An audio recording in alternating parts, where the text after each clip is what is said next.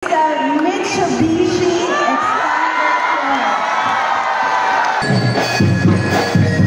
Ngayong araw nga ay ginanap ang pagpupugay sa karangalan na ibinigay ng ating Olympic bronze medalist na si Miss Ira Villegas. Pinagsama-sama ang mga atleta ng buong Region 8 para makita ng personal si Miss Ira Villegas. Maliban dito ay nakatanggap din ng mga atleta ng 10,000 pesos na incentives at additional incentives sa mga naka-gold, bronze at silver medalists. But to all our athletes, I hope that with Ira's success, you will be inspired to work harder. And believe me, and I assure you that the speaker, Martin Romualdez, and I will always be behind you, and we will continue to support your needs.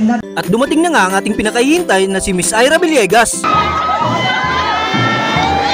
All athletes, disiplina, tiwala sa sarili, and kay God, and then sa mga tao nakakita ng potential sa atin.